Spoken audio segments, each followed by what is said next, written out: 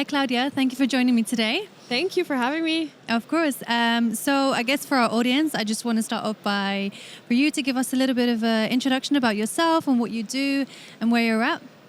Sure. So my name is Claudia, and I come from Spain, but I'm currently based in Dubai. I currently manage the media department for Dior Beauty, so Parfum Christian Dior, in our region, which is Middle East, India, Africa, and Turkey. Amazing. So part of that role as a media manager at Christian Dior Beauty, what is your day-to-day? What are your responsibilities? And how closely do you work with the agency teams? Well, we work very closely with our agency.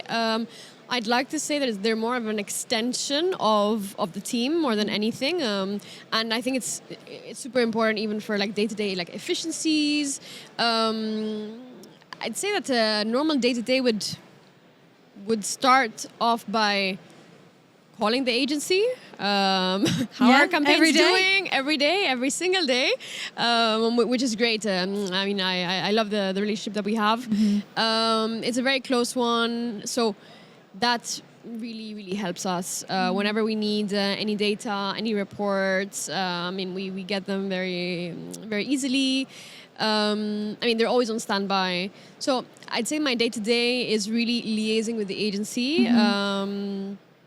And making sure that all of the campaigns are launched on time, that we're optimizing our campaigns, pausing when needed, when something is not performing, and then just analyzing the results to continue optimizing. And obviously being an ex-agency yourself, you exactly know Correct, what they're doing, what their day-to-day is, so it kind of makes it a bit easier for you as well. I used to work at OMD in London. Oh, amazing. Funny story, guys. Claudia was actually one of my clients for Apple. We just discovered that now. So it's such a small world. Indeed. Okay, just going back to the beauty vertical. So two questions, actually. When it comes to luxury beauty, what are the main KPIs or objectives that you want to achieve from the client side? I'd say the number one KPI is sales, conversions. Yeah. I think it's a very typical one. But of course, it's about finding the sweet spot between conversions and awareness. Mm-hmm. So, if you think about it from a business perspective, the KPIs that I have from commercial teams or from the business is indeed conversions and revenue. Yeah. But then when I think about it more from a media perspective, it's not only conversions. So I'd say my internal KPIs are a combination of both conversion and brand awareness. I look at the engagement to see if the content is really resonating with the audience, to really see if it works or doesn't. Because something might generate a sale, and something maybe didn't, but maybe an ad that didn't generate a sale was still very impactful and did resonate with the users. So perhaps it did generate a sale, perhaps in the boutique, or perhaps 2 weeks later. So yeah, that makes sense. So from an optimization perspective, how much involvement do you have? Say, for example, you have a few creatives and, 2 out of the 3 it doesn't work very well or doesn't resonate, or your users are not engaging with that specific creative. How much involvement do you have in terms of, okay, we need to change things around, we need to change the creative?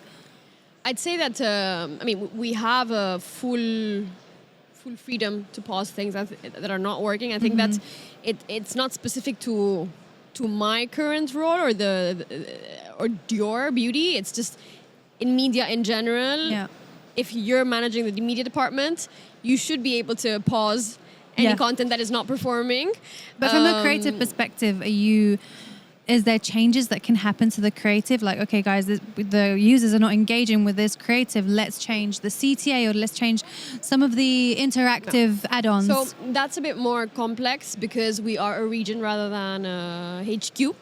So the creative agency doesn't sit in-house with us. That would be easier if it did. I think that's easier for headquarters to do because I mean, they have it at hand. Yeah. It's not really the case for us.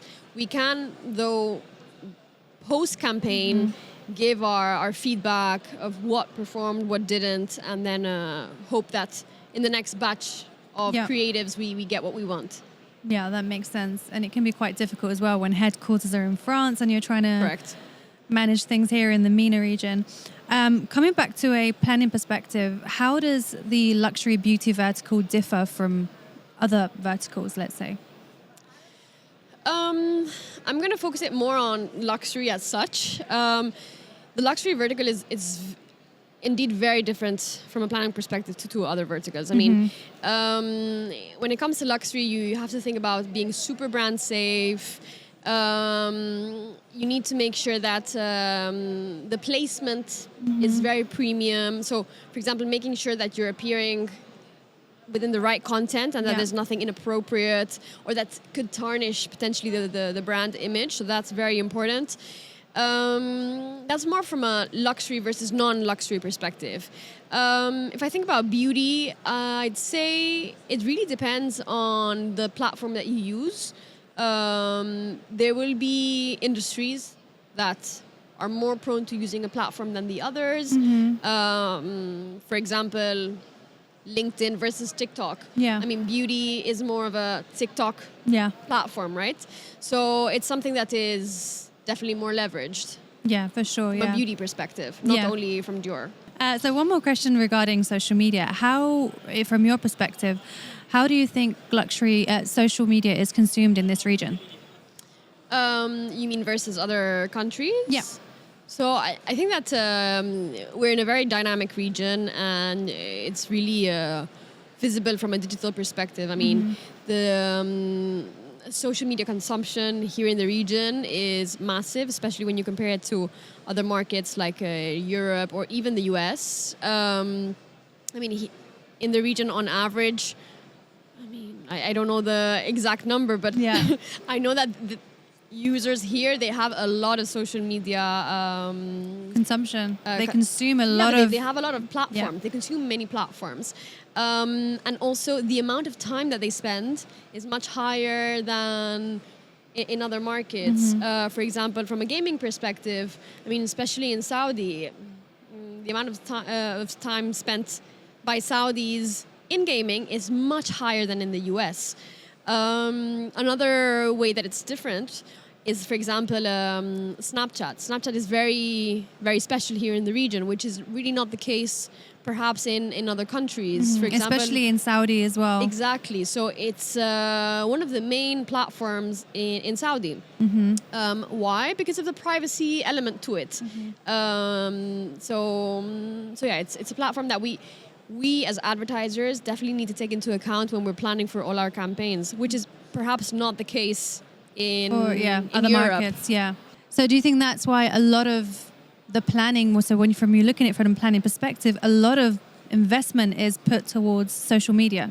100%. Because of the consumption in this market. Yes. And do you think it's also linked to performance or mainly consumption? That's where your users are. I think it's a combination of both. I think that from a performance standpoint, I mean, social media platforms drive revenue, but many people in the region, they're consuming video platforms such as YouTube or Shahid or Twitch. Are they generating revenue as such like on GA? No. No, yeah. They're not. But brands are still investing in them. Why? Because we know that consumption is high. Yeah. So it's about finding the right balance between what is generating revenue, but what is actually driving the brand awareness and reach. Equity, image. Yeah. And from the time that you've been, in the luxury, vertical in the luxury industry, what do you say has changed from, 5 years ago when you first joined LVMH compared to now, let's say? What's the major difference that has shifted? I think that, I think that the main thing is that media is becoming more expensive. there's more and more advertisers or brands in the ad space, which is making the ad landscape extremely cluttered, which is driving the costs up. So if you were to look at the CPMs or the CPCs year on year, like the evolution, you'd be able to see how it's going up, which then means that you're spending more money to achieve the same amount of impressions or clicks that you were spending 5 years ago. Yeah. So I think this is the main thing. Of course, there's been many advancements in the media industry in the past 5 years. I mean, at the end of the day, that's digital marketing. It's always changing. So there's always new platforms, new ad technology, new placements, ad formats. So I think it's just a constant evolution that just never stops. And I think that's the beauty of the industry. Yeah. You're never bored because of that. Exactly, yeah. And you're always learning as well. You're always learning, yeah. Now that the CPMs are increasing, are brands or advertisers, or are we cutting costs and are we cutting advertising budget, digital budget, or is it increasing as the CPMs increase? I think it depends on the brand. I mean, if the brand has enough budget to spend on media, they will be increasing their budgets to mitigate the increases of CPMs and CPCs. However, for brands that cannot cope eventually or keep up with this trend, they need to reduce. Something that we have been seeing overall in the media industry is that there is a shift from offline to online. I mean, print used to be very big years ago. TV, out of home, and the investment of these channels are substantial if you compare it to digital. And we're seeing a shift. We've been seeing it for the past few years. There's more and more investment going into digital and less into offline. I mean, print is becoming obsolete pretty much. Absolutely. So I think these are the main things that I'm seeing that are or that have changed. Okay, good to know. I think just a couple more questions, and this is to do with more audio and podcast. Do you see a shift happening, or do you see more and more brands tapping into audio and podcast advertising? Is that something that LVMH already taps into? Overall, anyway, have you seen that? I have seen audio display, but just focusing purely on podcast and audio advertising, is that something that luxury brands, do you think, should start considering or are already considering? I think that for sure it's one of the channels that are not so much tapped right now. So I think it's early adopters are really going to benefit from it. But I think that either a luxury or non-luxury brand advertising on podcasts or audio is definitely something to think about, mainly because of it not being completely cluttered, right? Exactly. If we think about Meta, we think about TikTok, it is cluttered. Yeah. So how can a brand stand out? It's by tapping into niche platforms. Yes. And that's something like podcasts. I have seen many brands, for example, advertise also on Spotify or music apps. And that's working. That's working. It is true that there's a bit of a limitation because users that are not paying or that don't have a subscription will be served the ads. However, if you look at our region, the likelihood of users having premium accounts is very high because of the economic situation that we have here in the UAE. So it really depends on the market. It really depends on the brand. But for example, in Europe, advertising on Spotify is pretty big, for example. So just on that, actually, a fun fact, when it comes to podcast and only podcast, so forgetting about the music side of it on audio, even if you have a premium account, you are still served ads. Oh, that's great. Okay. Yeah, so that's just something that I learned as well. I wasn't aware. Like, I thought it's just the whole entire app, but it's actually just for music streaming. But for podcasts, you're still served those ads, despite having a premium account or not. Because they're integrated into the podcast itself. Exactly. Yeah. So that's the beauty of podcasts, which is not the case perhaps with other audio platforms. So yeah, totally agree. So, Claudia, just one last thing before I let you go. Thank you so much for your time. One thing, do you listen to podcasts yourself? Yeah, of course I do. And what's your favorite podcast? Actually, there's a guy called Guy Raz. I don't know if you've ever heard of him. I actually met him last year at the Cannes Festival or Cannes Lions, and he creates podcasts, and every episode is about a different brand or a different company, and basically he interviews the people who started these brands. And to understand how they launched their company, Their journey, yeah. How it came about, the struggles that they went through to get to where they are, and we're talking about millions dollar companies. Yeah. So it's really interesting. Oh wow! I'll be sure to check that out. Yeah. 3 words. If you could describe podcast in 3 words, what would it be? In my car. Okay. Well, that's already like 3 or 4 words. Yeah, Car. I'm driving when I listen to commuting. podcasts. Let's say commuting. Commuting. I like that one. What else? Learning. For sure. I use it a lot to learn. I mentioned Guy Raz because I do learn a lot about business with his podcast. I also listen to another podcast which is about digital marketing and CMOs, sorry. And it's really interesting, very interesting and inspiring.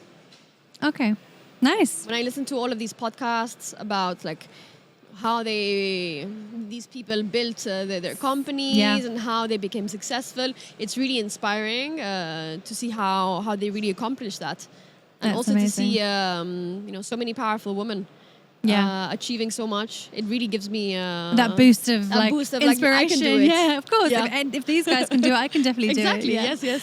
Well, Claudia, thank you so much for the chat today and for allowing me to pick your luxury brains. It's been an absolute pleasure. Thank you. And hopefully our paths cross again. I'm sure. Thank you so much for having Thank me. Bye.